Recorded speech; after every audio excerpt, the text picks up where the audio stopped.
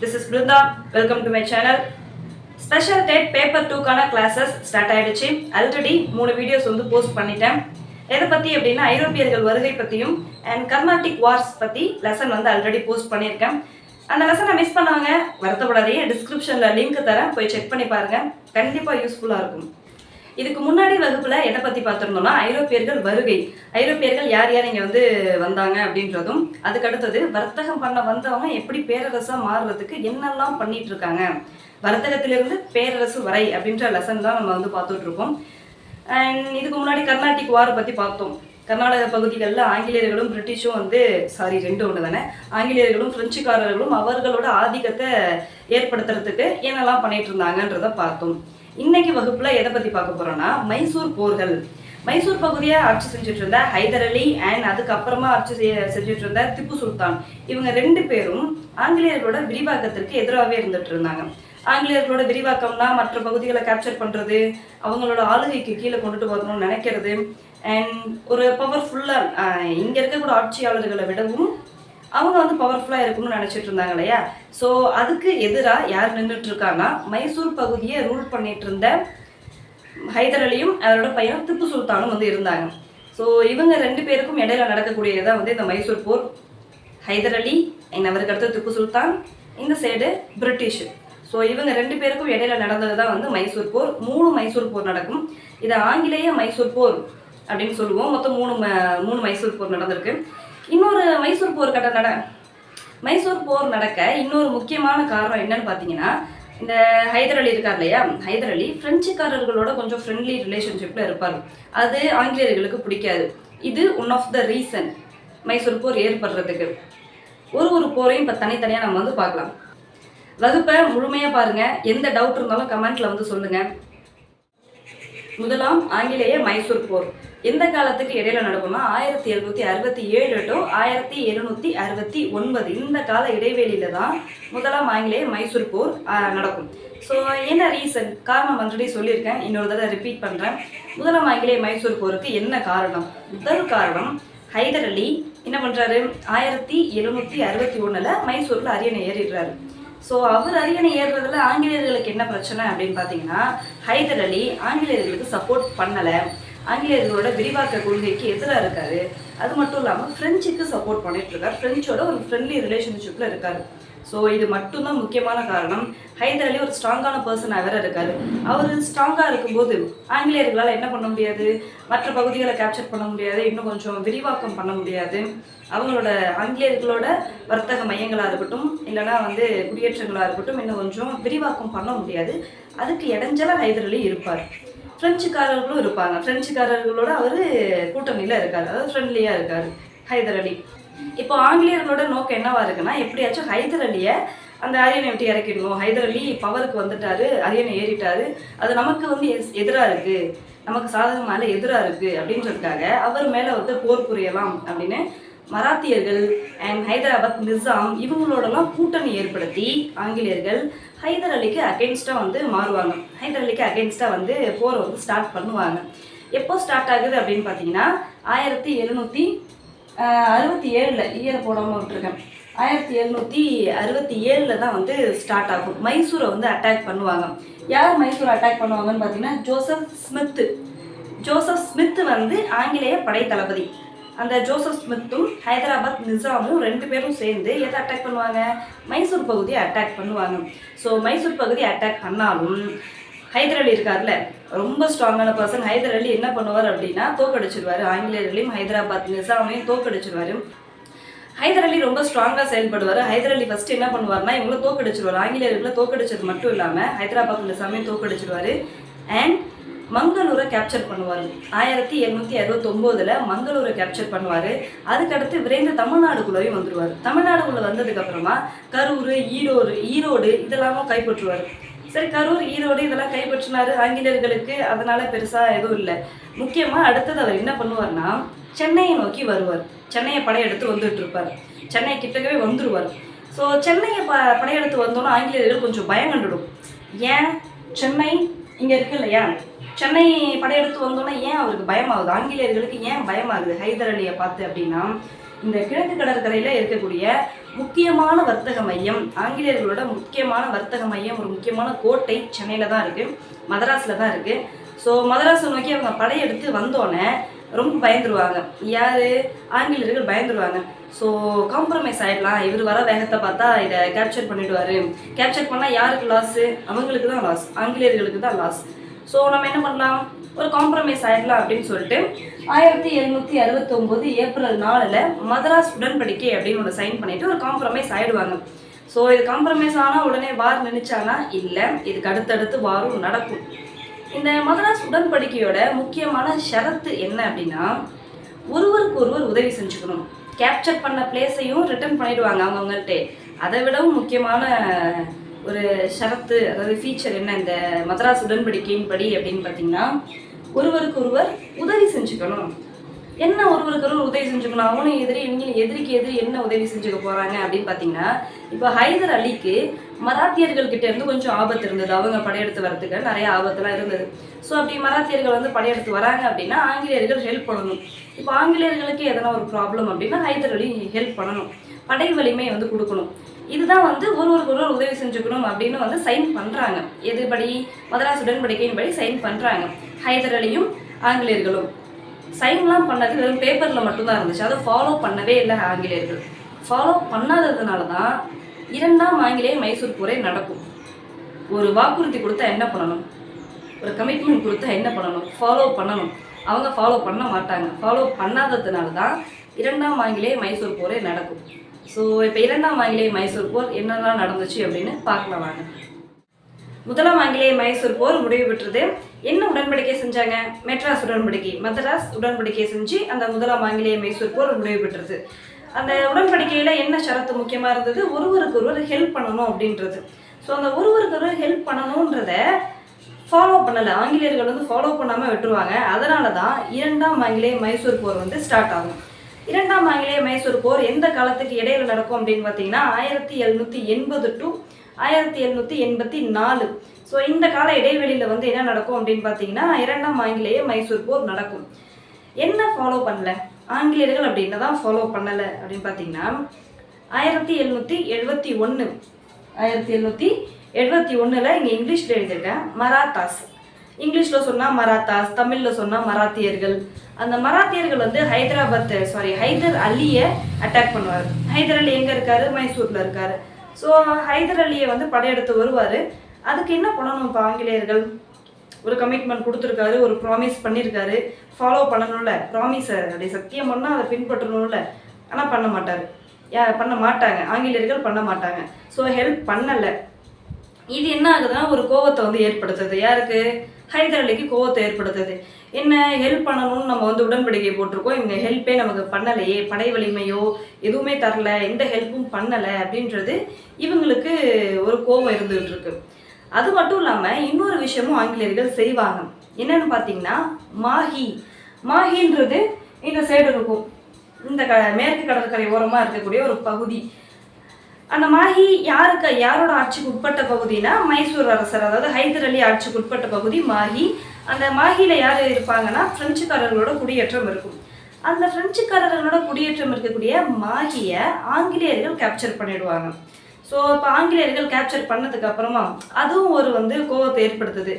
பிரெஞ்சுக்காரர்களோட ஹைதர் அலி ஃப்ரெண்டாக இருக்காரு அண்ட் அவரோட ஆட்சிக்கு உட்பட்ட பகுதியும் கூட. அதை கேப்சர் பண்ணோன்னா இன்னும் கொஞ்சம் கோபம் அதிகரிக்குது. என்ன இவங்க இந்த மாதிரி பண்ணிட்டு இருக்காங்க, ஒரு ட்ரீட்டியும் ஃபாலோவும் பண்ணலை, நமக்கு ஹெல்ப்பும் பண்ணலை, ஸோ இந்த மாதிரி கேப்சரும் பண்ணுறாங்க, என்ன இது அப்படின்னு போயிட்டுருக்கிற தருவாயில் இவங்க என்ன பண்ணுறாங்கன்னா ஹைதர் அலி அண்ட் மராத்தியர்கள், ஹைதராபாத் நிசாம் 3 பேரும் ஆங்கிலேயர்களுக்கு அகைன்ஸ்டாக இப்போ மாறுறாங்க. மாஹியெல்லாம் கேப்சர் பண்ணதுக்கப்புறமா யார்? ஹைதர் அலி, மராத்தியர்கள், ஹைதராபாத் நிசாம் 3 பேரும் ஆங்கிலேயர்களுக்கு அகைன்ஸ்டாக 2ஆம் ஆங்கிலேய மைசூர் போரில் இறங்குறாங்க. ஸோ இவங்க இந்த மாதிரி கூட்டணிலாம் அமைக்கிறாங்களா, அப்போது நம்ம வந்து ஸ்டார்ட் பண்ணிடுவோம் அப்படின்ற மாதிரி 1781 அயர்குட் நம்ம ஏற்கனவே படிச்சிருக்கோம். எங்கே படிச்சிருக்கோம் ஞாபகம் இருக்கா? அயர்குட் ஆல்ரெடி நான் நடத்தியிருக்கேன். அயர்குட் பற்றி எந்த போரில் வருவார், அயர்குட் எந்த போரில் வருவார் அப்படின்னு உங்களுக்கு தெரிஞ்சிச்சுன்னா கமெண்ட் செக்ஷனில் சொல்லுங்கள். சரி, இப்போ அயர்குட் என்ன பண்ணுவார்னா ஏர்போர்ட் வந்து ஹைதர் அலியை வந்து போர்ட்டோனோவா, பரங்கிப்பேட்டை, தமிழில் பரங்கிப்பேட்டைன்னு சொல்லுவாங்க, இங்கிலீஷில் போர்ட்டோனோவான்னு சொல்லுவாங்க, அந்த இடத்துல தோக்கடிச்சிடுவார், தோல்வியை தள்ளிவிடுவார் ஹைதர் அலி. தோல்வியை தழுவினாலும் அவரால் அதுக்கு மேலே போர் புரிய முடியாதுன்னு சொல்லிட்டு ரிட்டன் ஆகிடுவார். ரிட்டன் வந்துட்டு அவர் புற்றுநோய் வந்து இறந்துருவார். ஹைதர் அலி இறந்துட்டார். ஹைதர் அலி இறந்த வருஷமும் முக்கியம். 1782 ஹைதர் அலி இறந்துருவார். எப்போ அரியணை ஏறுவார்? 1761 அரியணை ஏறுவார். 82 இறந்துடுறாரு ஹைதர் அலி. ஹைதர் அலிக்கு அடுத்தது யார் வந்து இந்த போரெல்லாம் கண்டினியூ பண்ணுறா, இரண்டாம் ஆங்கிலேய மைசூர் போரை கண்டினியூ பண்ணுறதுன்னு பார்த்தீங்கன்னா அவரோட பையன் திப்பு சுல்தான். திப்பு சுல்தான் யாரோட பையன்? ஹைதர் அலியோட பையன். ஸோ அவர் என்ன பண்ணுறாருன்னா வாரை கண்டினியூ பண்ணிட்டு போயிட்டுருக்காரு. இப்படியே போயிட்டுருக்கு. கும்பகோணம் அருகேலாம் வந்து வார் நடந்திருக்கு, இந்த இரண்டாம் ஆங்கிலேய மைசூர் போர். கும்பகோணம் அருகே திப்பு சுல்தான் வந்து பிரிட்டிஷ்க்கு அகேன்ஸ்டாக போர்லாம் பண்ணிட்டு இருந்திருக்காரு. அவரை வந்து திசை திருப்பணும் எப்படியாச்சும், இவர் வந்து இங்கே இருந்துட்டு இருக்காரு, கிழக்கு கடற்கரை ஓரத்தை விட்டுட்டு அவரை இந்த பக்கம் அனுப்பிடணும் அப்படின்றதுக்காக பிரிட்டிஷ் ஒரு ஐடியா யோசிக்குது. என்ன அப்படின்னு பார்த்தீங்கன்னா, மங்களூரை கேப்சர் பண்ணலாம். ஆல்ரெடி ஹைதர் அலி முதலாம் ஆங்கிலேய மைசூர் போர்லேயே மங்களூர்லாம் கேப்சர் பண்ணி அவருக்கு கீழே வச்சுருந்துருப்பார். ஸோ அந்த மங்களூரை நம்ம போய் இப்போ கேப்சர் பண்ணலாம் அப்படின்னு ஆங்கிலேயர்கள் திப்பு சுல்தானை திசை திருப்புறதுக்காக அங்கே போயிடுவாங்க.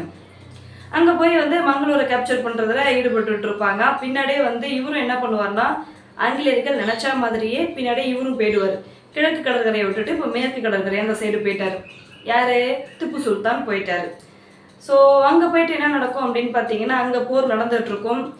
அண்ட் இதுக்கு இடையில வந்து இங்கே கரூர், ஈரோடு இதெல்லாமும் வந்து கேப்சர் பண்ணுவாங்க.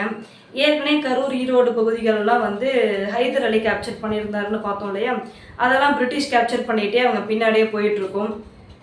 பிரிட்டிஷ் கேப்சர் பண்ணிட்டு போயிட்டே இருப்பாங்க. ஸ்ரீரங்கப்பட்டினத்தை முற்றுகையிடுறதுக்கு வந்துடுவாங்க. ஸ்ரீரங்கப்பட்டினம் என்னன்னா, அந்த ஹைதர் அலி திப்பு சுல்தான் இருந்த ஸ்ரீரங்கப்பட்டினம், ஹைதர் அலி திப்பு சுல்தான் அந்த ஆட்சி பகுதியோட கேபிட்டல் ஸ்ரீரங்கப்பட்டினம். இதுதான் ஸ்ரீரங்கப்பட்டினம். இப்படி வச்சிருக்கல, இதுதான் ஸ்ரீரங்கப்பட்டினம். ஸோ இந்த ஸ்ரீரங்கப்பட்டினத்துக்கு ஆபத்து அப்படின்னோடனே திப்பு சுல்தான் என்ன பண்ணிட்டாருன்னா, சரி ஓகே காம்ப்ரமைஸாக போயிடலாம், நம்ம வந்து ட்ரீட்டி சைன் பண்ணிக்கலாம் அப்படின்ற மாதிரி அமைதி பேச்சுவார்த்தை நடத்த ஆரம்பிச்சிடுவார். ஏன்? கேபிட்டல் ரொம்ப முக்கியம்.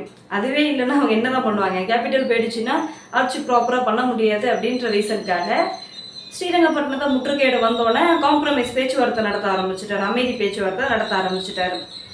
இங்கே இன்னொரு விஷயம் நடக்கும். மேத்யூஸ் அப்படின்றவர் எழுதியிருக்கணும். 1783 திப்பு சுல்தான் என்ன பண்ணுவார்னா, மேத்யூஸ் வந்து மங்களூர் அதெல்லாம் கேப்சர் பண்ண போகிறப்போ மேத்யூஸை தோற்கடிச்சிருப்பார். ஸோ தோற்கடித்தாலும் கேபிட்டலை வந்து அட்டாக் பண்ண வந்துட்டாங்க பிரிட்டிஷு. ஸோ இதுக்கு மேலேயும் போரை வந்து தொடர்ந்து போனால் யாருக்கு லாஸு? திப்பு சுல்தானுக்கு லாஸ் ஆகும். கேபிட்டல் வந்து பிடிச்சிருவாங்க. அப்படின்றதுக்காக அமைதி பேச்சுவார்த்தை நடத்துவாங்க, ஒரு உடன்படிக்கையை சைன் பண்ணுவாங்க. என்ன உடன்படிக்கைனா 1784 மங்களூர் உடன்படிக்கை அப்படின்னு மங்களூர் உடன்படிக்கை சைன் பண்ணிப்பாங்க. மங்களூர் உடன்படிக்கையின்படி என்ன ஃபாலோ பண்ணுவாங்கன்னா, ஒருவருக்கு ஒருவர் ஹெல்ப் பண்ணணுன்றது போயிடுச்சு. அது வந்து ஃபஸ்ட்டில்.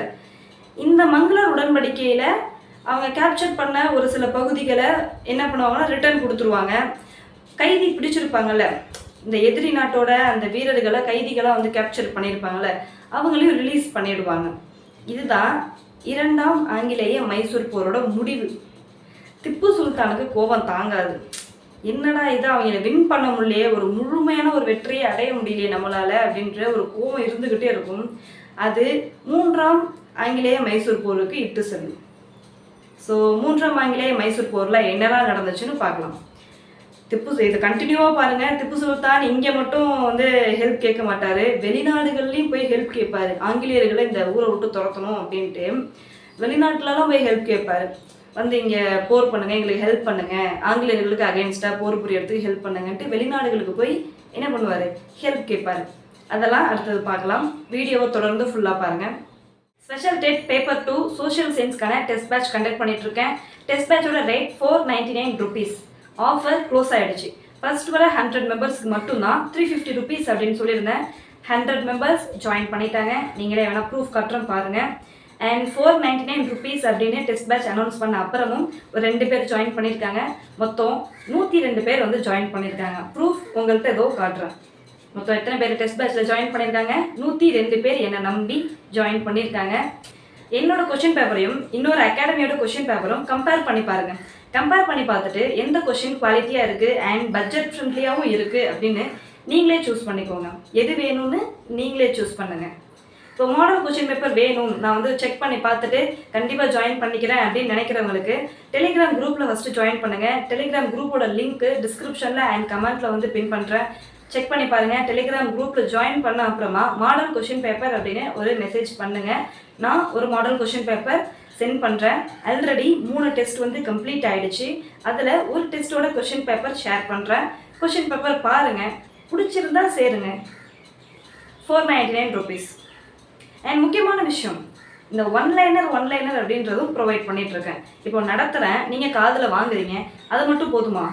பத்தாதில் டெஸ்ட் எழுதணும் அண்ட் இம்பார்ட்டன்ட் பாயிண்ட்ஸை மெமரி பண்ணணும். ஒர்க் போயிட்டுருப்பீங்க, private school teacher, government school டீச்சராக இருப்பீங்க, ஒர்க்குக்கு போயிட்டுருப்பீங்க. ஸோ ரொம்ப கஷ்டம் புக் எடுத்து பெரட்டியெல்லாம் பார்க்குறது அப்படின்றதுக்காகவே ஒன்லைனரும் ப்ரொவைட் பண்ணுறேன். எந்த டெஸ்ட் பேட்சு கண்டக்ட் பண்ணுற அகாடமியும் ஒன்லைனர்லாம் ப்ரொவைட் பண்ணிகிட்டு இருக்க மாட்டாங்க. நான் ஒன்லைனர் ப்ரொவைட் பண்ணுறேன். ஸோ ஒன்லைனர் டெஸ்ட்டு எத்தனை டெஸ்ட்டுனா topic wise test, weekly test, unit test, full test, இத்தனை டெஸ்ட் வந்து இருக்கும். கண்டிப்பாக யூஸ்ஃபுல்லாக இருக்கும். 102 பேர் நம்பி வாங்கியிருக்காங்க. நீங்கள் எப்போ வாங்க போகிறீங்க? Just 499 rupees. 2ஆம் ஆங்கிலேய மைசூர் போர் முடிவு பெற்றது. மங்களூர் உடன்படிக்கை பண்ணி 2ஆம் ஆங்கிலேய மைசூர் போர் முடிவு பெற்றது. மங்களூர் உடன்படிக்கை வந்து செஞ்சுருப்பாங்க. யார்? ஆங்கிலேயர்களும் திப்பு சுல்தானும். யார் யார் சைன் பண்ணா அப்படின்னா, நீங்கள் ஹைதர் அலியை கொண்டுட்டு வந்துடக்கூடாது. 1ஆம் ஆங்கிலேய மைசூர் போரில் தான் ஹைதர் அலி சைன் பண்ணியிருப்பார். 2ஆம் ஆங்கிலேய மைசூர் போரில் திப்பு சுல்தானும் ஆங்கிலேயர்களும் 2 பேர் சைன் பண்ணியிருப்பாங்க. கன்ஃபியூஸ் ஆகிடாதீங்க. இப்போது 3ஆம் ஆங்கிலேய மைசூர் போர் 1790 டு 92 கால இடைவெளியில் வந்து நடக்கும் 3ஆம் ஆங்கிலேய மைசூர் போர். ஸோ இது என்ன ரீசனால் நடக்குது அப்படின்னு பார்த்தீங்கன்னா, திப்பு சுல்தானுக்கு எனக்கு ஆத்திரம் அடங்கலைங்க அப்படின்னு வடிவேல் சொல்லுவானே, அது மாதிரி ஏதாச்சும் இவனுங்களை பண்ணணுமே, இவனுங்களை நம்மளால் வின் பண்ண முடியல, என்னதான் பண்ணுறது, சரி வெளியில் போய் ஹெல்ப் கேட்கலாம் அப்படின்ட்டு எங்கெல்லாம் தூதர்கள் அனுப்புவார்னு பார்த்தீங்கன்னா, ஃப்ரான்ஸுக்கு. இங்கிலாந்தோட ஒரு எதிரி நாடுனாலே அது ஃப்ரான்ஸ் தான். அந்த ஃப்ரான்ஸுக்கு அனுப்புவார். துருக்கிக்கு அனுப்புவார். யாரை? தூதுக்குழுவை வந்து அனுப்புவார், தூதர்களை அனுப்புவார். யார் அனுப்புவார்? திப்பு சுல்தான். ஸோ அங்கே யார் இருப்பா? ஃப்ரான்ஸில் வந்து யார் இருக்கான்னு பார்த்தீங்கன்னா, 16ஆம் லூயி அப்படின்றவர் இருப்பார். 16ஆம் லூயி. சரி, 16ஆம் லூயிலாம் வந்து ஏன் ஹெல்ப் பண்ணல அப்படின்னு பார்த்தீங்கன்னா, ஹெல்ப் பண்ணுற மாதிரி அந்த தூதுக்குழுவை நல்லா தான் வரவேற்றிருப்பார், நல்ல முறையில் தான் நடத்தியிருப்பார். பட் என்னதான் நல்லா ட்ரீட் பண்ணாலும் ஹெல்ப் வந்து டைரெக்டாலாம் பண்ணலை. என்ன ரீசன் அப்படின்னு பார்த்தீங்கன்னா, அங்கேயே சூழ்நிலையே கொஞ்சம் சரி இருக்காது. அங்கே என்ன நடந்துகிட்ருக்கோம் அப்படின்னா, ஃப்ரெஞ்சு ரிவால்யூஷன் நடக்க போகிற டைம் 1789. இவர் எப்போ தூதர்கள் அனுப்பியிருக்காரு? 1787 அனுப்பியிருக்காரு. அப்போல்லாம் வந்து அங்கே ஒரு கலவர பூமியாக இருந்துகிட்ருக்கும். ரத்த ஆறு ஓடும் அப்படின்னு பயனிலக்க முடியல, அது மாதிரி கொஞ்சம் கலவரமாக இருந்துகிட்ருக்கும். 89 ஒரு பெரிய புரட்சியை வந்து வெடிச்சிடும். ஸோ அப்படி இருக்கும்போது அவங்களோட பொருளாதார சூழ்நிலை டவுனாக இருக்கும்போது அவங்க வந்து ஹெல்ப் பண்ணுவாங்களா? மாட்டாங்க. அந்த 16ஆம் லூயி வந்து தூதர்கள்லாம் நல்லா தான் இன்வைட் பண்ணி ட்ரீட் பண்ணாலும் ஹெல்ப்லாம் டைரெக்டாக பண்ணலை. ஸோ இப்படி டிசப்பாயிண்ட் ஆனவர் யோசிச்சுட்ருக்காரு. இப்படி இருக்கிற தருவாயில் ஆங்கிலேயர்கள், எனக்கு எதிராக நீ பிளான் பண்ணி வெளிலலாம் தூதர்கள் அனுப்புறியா, அங்கேருந்து ஹெல்ப் வாங்குறதுக்கு ரெடி பண்ணிகிட்ருக்கியா, எனக்கே ஆள் செட் பண்ணிகிட்ருக்கியா அப்படின்ட்டு அவங்க என்ன பண்ணுறாங்க அப்படின்னா, திப்பு சுல்தானுக்கு அகெயின்ஸ்டாக ஒரு கூட்டணி, யார் கூட? ஹைதராபாத் நிசாம், மராத்தியர்கள் கூட திப்பு சுல்தானுக்கு அகெயின்ஸ்டாக ஒரு கூட்டணியை உருவாக்கி திப்பு சுல்தானை அட்டாக்கும் பண்ணுறாங்க. முதல்ல மேடோஸ் அப்படின்றவர் அட்டாக் பண்ணுவார். இவர் பிரிட்டிஷ் படை தளபதி அட்டாக் பண்ணுவார். பட் தோல்வியை தான் தழுவிருப்பார். இந்த ஆள் தோற்று போனோன்னே, நீ தோத்துட்டியா, நீ சரிப்பட்டு வர மாட்டேன், நானே களத்தில் இறங்குறேன், நான் அந்த களத்தில் இறங்குறேன் அப்படின்ட்டு யார் வருவானா? காரன் வாலிஸ் வருவார். காரன் வாலிஸ் 1790 காரன் வாலிஸ் யாருக்கு அகெயின்ஸ்டா? திப்பு சுல்தானுக்கு அகெயின்ஸ்டா வாரில் ஈடுபடுவார். அவர் என்ன பண்ணுவார் அப்படின்னு பார்த்தீங்கன்னா, ஸ்ரீரங்கப்பட்டினத்தை முற்றுகையிடுறதுக்கு ட்ரை பண்ணுவார். ஸ்ரீரங்கப்பட்டினம் யாரோட கேபிட்டல்? திப்பு சுல்தான் ஆட்சி பகுதியோட ஒரு கேபிட்டல் ஸ்ரீரங்கப்பட்டினம். அதை முற்றுகையிடுறதுக்கு போவார். முற்றுகையிடுறதுக்கு என்ன பண்ணுவார்னா, ஸ்ரீரங்கப்பட்டினத்தை சுற்றி இருக்கக்கூடிய கோட்டைகள், முக்கியமான கோட்டைகள் எல்லாத்தையும் கேப்சர் பண்ணிடுவாங்க. ஸோ சுற்றி எல்லாத்தையும் கேப்சர் பண்ணதுக்கப்புறமா வேறு வழி கிடையாது, தப்பிக்கிறதுக்கு வேறு வழியே கிடையாது. அதுக்கு அடுத்தபடியாக கோட்டையை கேப்சரே பண்ணிடுவாங்க. சுற்றி முற்றுகை இட்டாச்சு, சுற்றி இருக்கக்கூடிய கோட்டைகள் எல்லாம் பிடிச்சாச்சு, மலை கோட்டைகள் அதெல்லாம் வந்து கேப்சர் பண்ணிட்டாங்க. அடுத்தது நடுவில் இருக்கிறது இப்போ ஸ்ரீரங்கப்பட்டினம், அதை கேப்சர் பண்ணுறது ஒரு பெரிய விஷயம் இல்லை. திப்பு சுல்தான் யோசிக்கிறாரு, என்னடா இது இப்படி வந்து மாட்டிக்கிட்டோமே, நடுவில் வந்து மாட்டிக்கிட்டோமே, பிடிச்சிட்டாங்களே, சுற்றி வளைச்சிட்டாங்களே, இப்போ என்ன பண்ணுறது, ஓடவும் முடியாது ஒளியவும் முடியாது, சுற்றிட்டாங்க, சுற்று போட்டுட்டாங்க, என்ன பண்ணலாம் அப்படின்னு யோசிச்சா திரும்ப சரி ஓகே நம்ம வந்து அமைதியாக பேசிப்போம், நம்ம வந்து ஒன்று மண்ணா பழகிட்டோம் அப்படின்ற மாதிரி திரும்பவும் அமைதி உடன்படிக்கைக்கு போகிறார். அமைதி பேச்சுவார்த்தைக்கு அழைப்பு விடுக்கிறாரு காரன்வாலிஸ். இப்போ யார் சொல்கிறத கேட்குற மாதிரி இருக்கும்னா, திப்பு சுல்தான் என்ன இருந்தாலும் நான் அமைதிக்கு போகிறேன் அப்படின்னு சொன்னாலும் காரன்வாலிஸ் தான் இங்கே கொஞ்சம் வின் பண்ணியிருக்காரு, கேபிட்டலே முற்றுகையிட்டாச்சு. ஸோ அவர் சொல்கிறதான் இந்த ஆள் கேட்குற மாதிரி இருக்கும் திப்பு சுல்தான். என்னதான் அமைதி பேச்சுவார்த்தை அப்படின்னு பார்த்தாலுமே ஸ்ரீரங்கப்பட்டின உடன்படிக்கை சைன் பண்ணுறாங்க. காரன்வாலிஸ், திப்பு சுல்தான் 2 பேரும் ஸ்ரீரங்கப்பட்டினம் உடன்படிக்கை 1792 சைன் பண்ணுறாங்க. சைன் பண்ணும்போது அதில் என்னெல்லாம் இருக்குது தெரியுமா? திப்பு சுல்தானா பயங்கரமாக வந்து மன உளைச்சலுக்கு ஆளாக்குற மாதிரியான நிறைய விஷயங்கள் அதில் இருக்கும். போர் இழப்பீடா 3.5 கோடி கட்டணுன்றுவாங்க. போர் இழப்பீடு, ஏன்னா நீ தானே வந்து தூதர்கள்லாம் அனுப்புகிறேன், போர் வந்து ஸ்டார்ட் ஆகிறதுக்கு ஒரு முக்கிய புள்ளியாக இருந்திருக்கு அப்படின்ற மாதிரி போர் இழப்பீடாக வந்து பே பண்ண சொல்லுவாங்க 3.5 கோடி. அது மட்டும் இல்லாமல் இப்போ போர் இழப்பீடு பே பண்ணால் அவரோட கஜானா காலியாகும், திரும்ப வந்து போர் புரியறதுக்கு முன் வர மாட்டார். இதெல்லாமும் காரணம். படைக்கு வந்து நம்மளை அந்த கஜானா இல்லைன்னா, காசு இல்லைன்னா படையை வந்து ஸ்ட்ராங்காக ஆக்கிட்டு போகவும் முடியாது அப்படின்றதுனால போர் இழப்பீடு பே பண்ணு அப்படின்றாங்க. அடுத்தது பார்த்திங்கன்னா அவரோட 2 மகன்களையும் பிணை கைதிகளாக கொடுக்கணுன்றாங்க. அண்ட் முக்கியமான ஒரு விஷயம், திப்புவோட ஆட்சி பகுதியில் இருக்கக்கூடிய பாதி பகுதியை ஆங்கிலேயர்கள்கிட்ட கொடுத்துடணும் அப்படின்ற ஒரு ரூல்ஸு. ஸோ இந்த ஸ்ரீரங்கப்பட்டினம் உடன்படிக்கையில் 3 விஷயம் ரொம்ப முக்கியமான விஷயம். இந்த உடன்படிக்கையின்படி என்னென்ன பகுதிகள்லாம் முக்கியமான பகுதிகள் நான் இங்கே குறிப்பிட்டிருக்கேன். எந்த பகுதிகள்லாம் ஆங்கிலேயர்கள்ட்ட போகும் அப்படின்னு பார்த்தீங்கன்னா, குடகு மலை, அந்த குடகு, அடுத்தது பாராமஹால். குடகு தெரியும்ல, பாட்டிலலாம் கூட வருமே, குடகு மலை காற்று நிலை அப்படின்ட்டு. காத்தா என்னது, சரி பாட்டு மறந்துட்டு, பழைய பாட்டு. குடகு, காவிரி உருவாகக்கூடிய இடம் குடகு, பாராமஹால், மலபார். பாராமஹால் பகுதி அப்படின்னா என்னன்னா, கோயம்புத்தூர், சேலம் இதெல்லாம் தான் பாராமஹால் அப்படின்னு சொல்லுவாங்க. பாராமஹால் அது கோயம்புத்தூர், சேலம் எதுக்கிட்ட இருக்கும், தமிழ்நாடு இருக்குன்னு இமேஜின் பண்ணிக்கோங்க. இங்கே நான் தமிழ்நாடு மேப்பை வரையில. தமிழ்நாடு மேப் இருக்குன்னா வட மேற்கு சைடில் இருக்கும். கோயம்புத்தூர், சேலம் அதெல்லாம் வந்து வட மேற்கு சைடு இருக்கும். நான் இங்கே வரையில, தமிழ்நாடு மேப் வரையில வட மேற்கு பக்கத்தில் இருக்கும். அதுதான் பாராமஹால். அந்த பாராமஹால் பகுதி யார் கைக்கு போகுதுன்னா ஆங்கிலேயர்கள் கைக்கு போயிடுது. ஸோ திப்பு சுல்தான் இன்னமும் அடி வாங்குறாரு, இன்னும் கீழே போயிட்டாரு. அவருக்கு சுத்தமாக இதை பொறுத்துக்கவே முடியாது. அகெயின் அவர் என்ன பண்ணுவார்னா தூதர்களை வெளில அனுப்புவார், தூதர்கள் அனுப்பி ஹெல்ப் கேட்பார். அதனால் அவர் கொலையும் செய்யப்படுவார். அதை அகெயின் இன்னொரு ஆங்கிலேய மைசூர் போர் வரும், அவர் தோற்றுருவார். ஸோ அதை அடுத்தது பார்க்கலாம். தொடர்ந்து பார்த்துட்டே இருங்க. புரியலன்னா டவுட் இருக்குது, எங்கெங்கே டவுட்டாக இருக்குது அப்படின்னா கமெண்ட் பண்ணுங்கள். அண்ட் இன்னொரு முக்கியமான விஷயம், எனக்கு வந்து ஒருத்தவங்க சஜஸ்ட் பண்ணாங்க ஒரு மேம், என்னென்னா போர்டு இன்னும் கொஞ்சம் பெருசாக வைக்கலாம் அப்படின்னு. போர்டு பெருசாக வைக்கிறதுல எந்த பிரச்சனையும் இல்லை.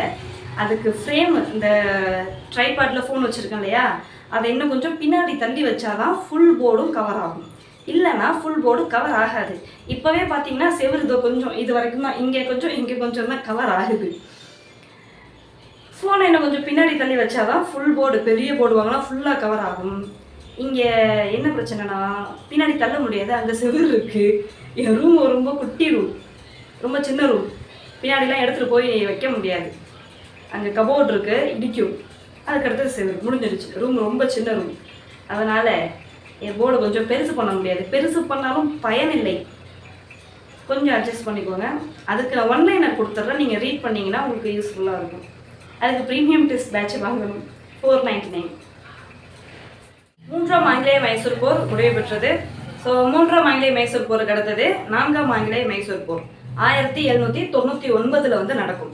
ஸோ இதுக்கு காரணங்கள் என்ன அப்படின்னா, அந்த ஸ்ரீரங்கப்பட்டினம் உடன்படிக்கையில் அவருக்கு ஏற்பட்ட, யாருக்கு, திப்பு சுல்தானுக்கு ஏற்பட்ட ஒரு அவமானம் தானே. அவரோட பசங்களை வந்து பிணை கைதிகளாக பிடிச்சிருவாங்க. அதுக்கடுத்தது பிடிச்சிட்டு போனதுக்கப்புறம் கொஞ்ச நாள் கழிச்சு ரிட்டர்ன் கொடுத்துருவாங்க. இருந்தாலும் பிணை கைதிகளாக பிடிச்சிட்டு போயிருக்காங்க. பாதி ஆட்சி பகுதியில் பாதியை வந்து எடுத்துட்டாங்க. அண்ட் இன்னொரு விஷயம் 3 கோடி வந்து இழப்பீடை வந்து பே பண்ண சொல்லியிருக்காங்க.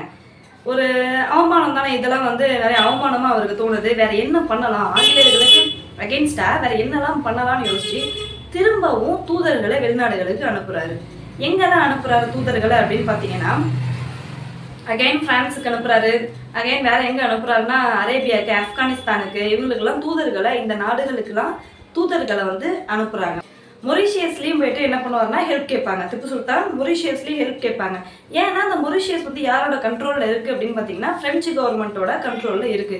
ஸோ நீங்க எங்களுக்கு ஹெல்ப் பண்ணுங்க அப்படின்னு சொல்லி கேட்குறாரு. மொரிஷியஸ் என்ன சொல்றாங்க, பிரான்ஸ் கிட்ட இருந்து ஆர்டர் எங்களுக்கு வரட்டும், நாங்கள் கண்டிப்பாக உங்களுக்கு ஹெல்ப் பண்ணுறோம் அப்படின்னு இவங்க சொல்றாங்க. ஸோ அடுத்தது என்ன பண்ணலாம்னு யோசிச்சுட்டு இருக்கும்போது 1796 தூதர்களை பிரான்ஸுக்கு அனுப்புறாங்க. 97 தூதர்கள் அங்கிருந்து பிரான்ஸ்ல இருந்து ஒரு குரூப் ஆஃப் தூதர்கள், ஒரு தூதுக்குழு இங்கே வருது. எங்க இந்தியாவுக்கு வருது, ஸ்ரீரங்கப்பட்டினத்துக்கு வராங்க. ஸ்ரீரங்கப்பட்டினத்துக்கு வந்து என்ன பண்றாங்கன்னா ஜேக்கோபியன் கழகம் அப்படின்னு ஒன்று ஃபார்ம் பண்றாங்க. இந்த ஜேக்கோபியன் கழகம் அப்படின்றது எங்க இருக்கக்கூடியதுன்னா பிரான்ஸ்ல இருக்கக்கூடியது தான் ஜேக்கோபியன் கழகம். இது என்ன ஜேக்கோபியன் கழகம்னா என்ன அப்படின்னு பார்த்தீங்கன்னா, அது வந்து ஒரு பொலிட்டிக்கல் கிளப் மாதிரி. லைக் மொனார்கி ரொம்ப ரிஜிட்டாக இருக்கிறதுக்கெல்லாம் வந்து அகெயின்ஸ்டாக நின்று போராடக்கூடிய ஒரு கழகம். அதுதான் ஜேக்கோபியன் கழகம். அங்கே ஃப்ரான்ஸில் வந்து இருந்தது. ஃப்ரான்ஸில் ரொம்ப ஃபேமஸான ஒரு கிளப் இது ஜேக்கோபியன் கிளப்பு. அதை இங்கேயும் வந்து ஃபவுண்ட் பண்ணுறாங்க. ஸோ யாருக்கு அகெயின்ஸ்டாக, ஆங்கிலேயர்களுக்கு அகெயின்ஸ்டாக. அடுத்தது என்ன நடக்குதுன்னா ஒரு சுதந்திர மரம் ஒன்றும் நட்டுட்டு போகிறாங்க. எங்கள் ஃப்ரான்ஸில் ஸ்ரீரங்கப்பட்டினத்தில் ஒரு சுதந்திர மரமும் வந்து நடுறாங்க. யாருன்னா ஃப்ரான்ஸ்லேருந்து வந்த தூதுக்குழு. ஸோ இது கேள்விகளில் கேட்கலாம். ஜேக்கோபியன் கழகம் எங்கே வந்து நிறுவப்பட்டதுன்னா ஸ்ரீரங்கப்பட்டினத்தில் நிறுவுறாங்க. யார் நிறுவனது? பிரெஞ்சு தூதுக்குழு இங்கே திப்பு சுல்தான் ஆட்சி செய்த இந்த பகுதிக்கு வந்து நிறுவிட்டு போகிறாங்க. சரி, வேற என்னெல்லாம் பண்ணுறாங்க அப்படின்னு பார்த்தீங்கன்னா, மொரிஷியஸ் கிட்ட ஹெல்ப் கேட்டாங்கல்ல, அவங்க என்ன சொன்னாங்க, பிரான்ஸ் சொன்னால் நாங்கள் ஹெல்ப் பண்ணுறோன்னு சொல்லியிருந்தாங்க. ஸோ இவர் என்ன பண்ணுறாருன்னா 1798 நெப்போலியன் பிரான்ஸில் இருக்கக்கூடிய ஒரு ரூலர், முக்கியமான ரூலர், எல்லா பகுதிகளையும் கேப்சர் பண்ணிட்டு இருந்தாரு. ஐரோப்பாவே அதை பார்த்து, அந்த ஆளை பார்த்து நடுங்கிட்டு இருந்தது. ஒரு 5 அடி தான் இருப்பாரு, ரொம்பலாம் ஹைட்டு கிடையாது. ஸோ அவரை பார்த்து ஐரோப்பாவே வந்து வயிறு கலங்கி தான் நின்றுட்டு இருந்தாங்க. எல்லா பகுதியிலும் கேப்சர் பண்ணுவார். அவர் போனாலே இங்கே வெற்றி மட்டும்தான் நடக்கும். ஸோ அந்த மாதிரி இருக்கக்கூடிய ஒரு ஆள். அவர்கிட்ட இங்கேருந்து கடித போக்குவரத்து நடந்துகிட்டு இருக்கு. யாரு? திப்பு சுல்தான். யாருக்கு அகெயின்ஸ்டா? அதாவது இவங்களுக்கு சப்போர்ட் பண்ண சொல்லி, திப்பு சுல்தானுக்கு சப்போர்ட் பண்ண சொல்லி ஆங்கிலேயர்களுக்கு அகெயின்ஸ்டா எங்களுக்கு ஹெல்ப் பண்ணுங்க அப்படின்னு சொல்லி கடித போக்குவரத்து நடக்குது. இது எதுவுமே வெல்லஸ்லிக்கு பிடிக்கல. என்னது இது, ஜேக்கோபியன் கிளப் வைக்கிறானுங்க, மரம் நடுறானுங்க, நெப்போலியன் கிட்ட போய் பேசுறானுங்களே, இது என்னது இது அப்படின்னு சுத்தமாக பிடிக்கல. ஏன்னா அவர் வந்து ஹெல்ப் பண்ணா, இல்லை அவர் வந்தா கண்டிப்பாக அவர் தான் வின் பண்ணுவார். ஸோ இந்த மாதிரி இருக்கிறப்ப இவங்க இப்படி பண்ணுறாங்களேன்னு வெல்லஸ்லிக்கு சுத்தமாக பிடிக்கல. வெல்லஸ்லி ஒரு இது வைக்கிறாரு, லைக் ஒரு கண்டிஷன். துணைப்படை திட்டத்தை உன்னால் ஏற்றுக்க முடியுமா முடியாதான்னு கேட்குறாரு திப்பு சுல்தான்கிட்ட. முடியாது அப்படின்ட்டாரு, ஏற்றுக்கல அவர். இந்த துணைப்படை திட்டம்னா என்ன அப்படின்னு பார்த்தீங்கன்னா, துணைப்படை திட்டத்தை யார் இன்ட்ரடியூஸ் பண்ணுறாங்கன்னா வெல்லஸ்லி. 1798 துணைப்படை திட்டத்தை வெல்லஸ்லி இன்ட்ரடியூஸ் பண்ணுவார். ஸோ அதுபடி என்ன துணைப்படை திட்டம்னா என்னன்னு பார்த்தீங்கன்னா, எக்ஸாம்பிளுக்கு இப்போ திப்பு சுல்தானே வந்து சொல்கிறேன். இது எல்லா அரசர்களுக்கும் பொருந்தும். நான் எக்ஸாம்பிளுக்கு திப்பு சுல்தானை சொல்கிறேன். திப்பு சுல்தான் என்ன பண்ணணும்னா, அவர் ஒரு ஆர்மி வச்சிருப்பார்ல, அந்த ஆர்மியை கலைச்சிடணும். இவர் மெனக்கெட்டு உருவாக்கி வைப்பாராம், இந்த ஆள் சொல்லலாம் கலைக்கணுமா, வெல்லஸ்லி சொன்னான். ஸோ அந்த ஆர்மியை கலைச்சிடணும். கலைச்சதுக்கு அப்புறமா அந்த திப்புவோட அரசவையில் ஆங்கிலேய ஒரு பிரதிநிதி, ரெப்ரசன்டேட்டிவ் இங்கே வந்து இருப்பார். அந்த ஆள் இருந்தால் நம்மளால வந்து ஒரு சீக்ரெட் பேச முடியுமா, ஒரு சீக்ரெட் முடிவு எடுக்க முடியுமா, ஆங்கிலேயர்களுக்கு அகெயின்ஸ்டாக முடிவு எடுக்க முடியுமா, எதுவுமே பண்ண முடியாது. இவர் வந்து கூடவே தான் இருந்துட்டு இருப்பார். ஸோ அவர் சொல்கிறதெல்லாம் கேட்குற மாதிரி இருக்கும். அந்த நாட்டோட பர்சனலான விஷயத்துலையும் அவர்கிட்டையும் நம்ம கேட்குற மாதிரி இருக்கும். அந்த ஆளும் மூக்கு விடுவார், தலையிடுவார். இதெல்லாம் வந்து நல்லா இருக்குமா? நம்ம வீட்டில் இன்னொருத்தவங்க வந்து உட்காந்துக்கிட்டா நமக்கு ஓகேவா? கிடையாது. நம்மளாம் அலோவ் பண்ணால், கெஸ்ட்டாக நம்ம அலோவ் பண்ணால் ஓகே. நம்ம அலோவே பண்ணல, அவங்க வந்து ஒரு ஒரு பணக்கார திமிரில் அப்படி வந்து உட்காந்துக்கிட்டாங்கன்னா நமக்கு பிடிக்குமா? பிடிக்காதுல்ல. அது மாதிரி தான் கிட்டத்தட்ட எங்கேயும் நடந்துகிட்டு இருக்கு. ஸோ இதுதான் ஒரு ரூல்ஸ். இன்னொரு முக்கியமான விஷயம், ஆர்மியை கலைச்சிடணும்ல, கலைச்சதுக்கு அப்புறமா அப்போ அது பாதுகாப்பு. திப்பு சுல்தானுக்கு என்ன பாதுகாப்பு அப்படின்னு பார்த்தீங்கன்னா, அவங்க ஆர்மி தருவாங்க, ஆங்கிலேயர்கள்.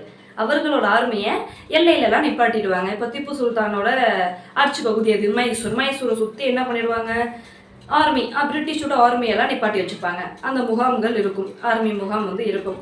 அதுக்கு சோறு போடணும், எல்லா வெப்பன்ஸும் டெவலப் பண்ணணும், எல்லா வெப்பனரியெல்லாம் பத்திரமா வச்சுக்கணும், அவங்களுக்கு சம்பளம் தரணும். இதுக்கெல்லாம் யார் காசு தருவா? யாரோட காசு? திப்பு சுல்தான் காசு தரணும். இதுதான் துணைப்படை திட்டம். இந்த துணைப்படை திட்டத்தை அக்செப்ட் பண்ணிக்க சொல்லி யார் சொல்றான்னா வெல்லஸ்லி திப்பு சுல்தான்கிட்ட சொல்றாரு.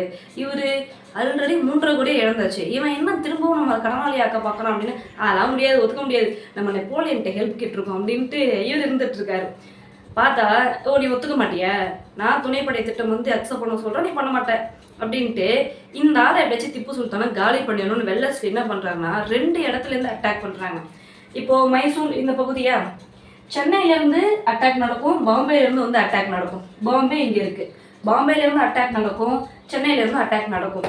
ஸோ 2 சைட்லேருந்தும் அட்டாக்லாம் நடந்ததுக்கப்புறமா அவரால் தாக்கு பிடிக்க முடியாது, அமைதி உடன்படிக்கைக்கு அகைன் கூப்பிடுவார். அதெல்லாம் வந்து சரிப்பட்டு வர்றது, அவரை சுட்டு கொன்றுவாங்க, இந்த போரில் சுட்டு கொன்றுடுவாங்க. இந்த 4ஆம் ஆங்கிலேய மைசூர் போருக்கு இந்த உடன்படிக்கையெல்லாம் கிடையாது. ஆள் இருந்தால் தானே உடன்படிக்கை போடுறதுக்கு, அவரே வந்து போட்டு தெரியாச்சு, முடிஞ்சிருச்சு. ஸோ உடன்படிக்கையெல்லாம் எதுவும் கிடையாது. பம்பாயிலேருந்து யார் அட்டாக் பண்ணுறா? ஆங்கில படை தளபதி யாருன்னா ஸ்டூவர்ட் மைசூர் அட்டாக் பண்ணுறது. சென்னையிலேருந்து ஆர்தர் வெல்லஸ்லி வந்து அட்டாக் பண்ணுவார். ஸ்ரீரங்கப்பட்டினத்தை கேப்சர் பண்ணது யார் அப்படின்னு பார்த்தீங்கன்னா, ஸ்ரீரங்கத்தை கேப்சர் பண்ணது 1799 மே 4 ஸ்ரீரங்கம் கைப்பற்றப்படும். யாராலனா டேவிட் ஃபேர்டு. இது ஃபேர்டுன்னு படிக்காதீங்க, ஃபேர்டுன்னு வரும். ஓகே, ஃபேர்டு தமிழ் எழுதியிருக்கேன். ஸோ இவர் என்ன பண்ணுறாருன்னா ஸ்ரீரங்கத்தை கேப்சர் பண்ணியாச்சு, கேபிட்டலே கேப்சர் பண்ணியாச்சு, அவரை சுட்டும் கொன்னாச்சு. ஸோ ஓவர், திப்பு சுல்தானோட சாப்டர் வந்து ஓவர். மைசூர் பகுதியில் இருந்துட்டு ஹைதர் அலியும் திப்பு சுல்தானும் ஆங்கிலேயர்களோட விரிவாக்கத்துக்கு எதிராக அவங்களோட எதிர்ப்பை அவங்களால முடிஞ்ச அளவுக்கு செஞ்சாங்க. வெளியில் போயிட்டு வெளிநாடுகளோட உதவி வாங்கியும் வந்து செய்யறதுக்கு ட்ரை பண்ணாங்க. ஆனால் தோல்வியில் தான் முடிஞ்சிச்சு, ஆங்கிலேயர்கள் தான் வின் பண்ணியிருக்காங்க. இப்போ மைசூர் பகுதி யார் கைக்கு போகுது, யார் ஆட்சி செய்கிறா அப்படின்னு பார்த்தீங்கன்னா உடையார், 3ஆம் கிருஷ்ணராஜ உடையார். அவர் வந்து அரியணை ஏறுறாரு. ஸோ அவர் ராஜா ஆக்கப்படுறாரு. பிரிட்டிஷ்க்கு கீழே தான் இருப்பார் அவர், ராஜா வந்து அவர் ஆக்கப்படுறாரு. அவர் பேர் என்ன? இது முக்கியம், 3ஆம் கிருஷ்ணராஜ உடையார். ஸோ இது கேட்பாங்க, 4ஆம் ஆங்கிலேய மைசூர் போருக்கு பிறகு மைசூர் யாரிடம் ஒப்படைக்கப்பட்டது, இல்லை மைசூர் அரியணை யார் ஏறினாங்க, இல்லை மைசூர் வந்து ராஜா யார் ஆனாங்கன்றதை கேட்பாங்க. இந்த ஆள் தான் ஆனார், 3ஆம் கிருஷ்ணராஜ உடையார். ஓகே, இது வரைக்கும் புரியுது தானே? லெசன் இதோட ஓவர். 4 மைசூர் போர்களை பற்றி பார்த்துருக்கோம். என்ன டவுட் வந்தாலும் கேளுங்க, கண்டிப்பாக கேளுங்க. உங்களோட கமெண்ட்ஸையும் வந்து சொல்லுங்கள், அதாவது உங்களோட ஃபீட்பேக். லெசன் நல்லா இருக்கா, நல்லா இல்லையா, இல்லை இந்த மாதிரி சொன்னால் நல்லா இருக்கும், இன்னும் கொஞ்சம் ஸ்டோரியாக எடுத்துகிட்டு போங்க அப்படின்ற உங்களோட ஃபீட்பேக்கை தயவு செஞ்சு வந்து கமெண்ட்ஸில் சொல்லுங்கள். அப்போ தான் நானும் தெரிஞ்சுக்க முடியும், நானும் என்னை மாற்றிக்க முடியும். இந்த லெசனோட ஒன்லைனர் வேணும் அப்படின்னா, இந்த லெசனுக்கான டெஸ்ட் பேட்ச் வேணும் அப்படின்னா ப்ரீமியம் டெஸ்ட் பேட்ச் வாங்கணும். ப்ரீமியம் டெஸ்ட் பேட்ச் வெறும் 499 rupees. ஆல்ரெடி 102 பேர் டெஸ்ட் பேட்ச் வாங்கிட்டாங்க. நீங்கள் எப்போ டெஸ்ட் பேட்ச் வாங்க போகிறீங்க? 102 பேர் நம்பி வாங்கியிருக்காங்க, நீங்களும் வாங்கலாம், தாராளமாக வாங்கலாம், டிசப்பாயின்ட் பண்ண மாட்டேன். ஒன்லைனர் அண்ட் டெஸ்ட் பேட்ச்சில் என்னெல்லாம் இன்க்ளூட் ஆகிருக்குன்னு ஆல்ரெடி சொல்லியிருக்கேன், இன்னொரு டைம் ரிப்பீட் பண்ணுறேன். டெஸ்ட் பேட்ச்சில் topic wise test, weekly test, unit test and unit test, full test. Exam கொஞ்ச நாள் முன்னாடி 3 ஃபுல் டெஸ்ட்டும் கண்டக்ட் பண்ணுவேன். வெறும் 499 rupees தான். இந்த ஆஃபரை மிஸ் பண்ணிட்டீங்கன்னா அகைன் வந்து ரேட் இன்க்ரீஸ் ஆகிடும், 699 ரேட் இன்க்ரீஸ் ஆகிடும். ஸோ மிஸ் பண்ணாமல் உங்களோட ப்ரீமியம் டெஸ்ட் பேட்ச் வாங்கிடுங்க. Thank you so much.